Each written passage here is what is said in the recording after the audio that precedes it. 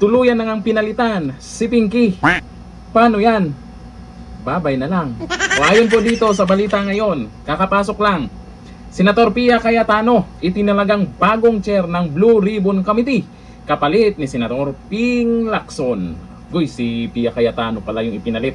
Samantalang maraming gusto na si Senator Marcoleta ang magiging chair ng Blue Ribbon Committee. Yun nga lang, sa mga issue siguro may dahilan po ito si Senate President kung bakit si Pia Cayetano ang inilagay niya dyan. Pero kahit papano, isang Pia Cayetano, abogado at galit din sa korupsyon yan. Kaya kahit papano, lagot kayong mga buhaya. Sana ipatawag yung 18X Marines. Formal na inihalal ng Senado si Senator Pia Cayetano upang pamunuan ang kamiting kilala sa pagsisiyasat sa malalaking kontrobersiya at umano'y anomalya sa gobyerno kabilang na ang mga isyu kaugnay ng flood control projects. Matatanda ang naging sentro ng pambansang diskusyon ang Blue Ribbon Committee matapos nitong pangunahan ang serye ng pagdinig ukol sa umano'y maanomalyang flood control project sa iba't ibang bahagi ng bansa. Ang Blue Ribbon Committee ay tinuturing na isa sa pinakamakapangyarihang committee sa Senado dahil sa kakayahan nitong magsagawa ng malalim na investigasyon laban sa mga opisyal ng gobyerno at pribadong personalidad na nasasangkot sa aligasyon ng katiwalian. Lagot kayo! Dumating ang reshuffle na ito sa gitna ng umiinit na tensyon sa Senado kasunod ng leadership changes, impeachment-related issues at serye ng mga kontrobersiyang yumanig sa mataas na kapulungan nitong mga nakaraang linggo. May nalungkot dahil gustong-gusto talaga nila na si Senator Marcoleta, mangyayari kasi pag si Senator Marcoleta din ang ilagay dyan, magandang-maganda talaga kasi naumpisahan na niya. Ay gagawa na naman nila ng issue yan. Alam niyo naman yung issue ni Pinky at ni Marcoleta, di ba?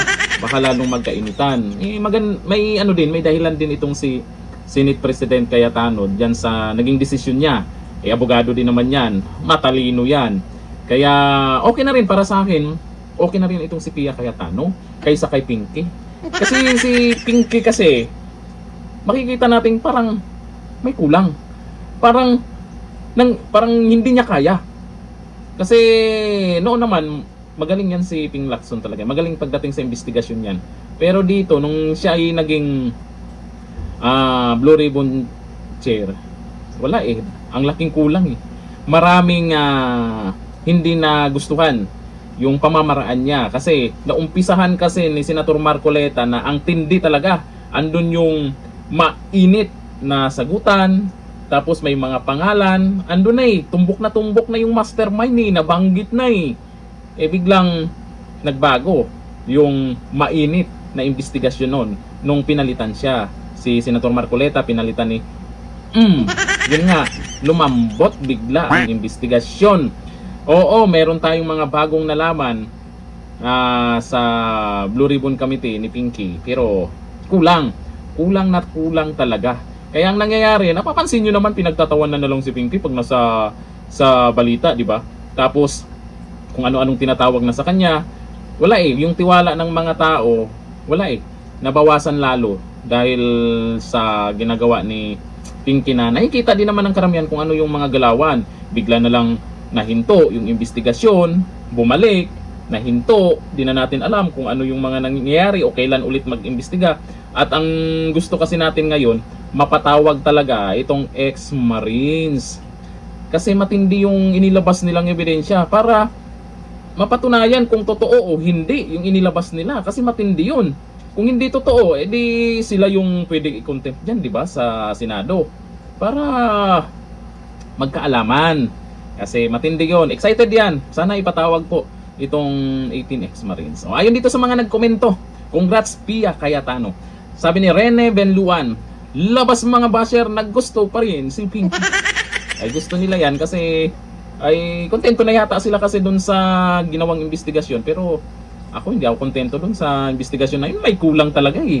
May kulang. Sabi ni Gil Sandigan, wala namang problema basta mapa-aten. O ito, mapa-aten niya sina Bersamin at ang 18 Marines, Saldico, Pangandaman, Gutesa at Saldico Bagman, syempre ang Bulacan DPWH gang. Yan talaga dapat mapatawag lahat yan. Wala nang kung ano-anong dahilan. Sabi ni Ray Aure, buti naman at pinalitan na si Ping Lacson. O di ba may mga natuwa na pinalitan si Ping Lacson dyan. Pero Ping Lacson, okay lang yan. Tameme muna dyan.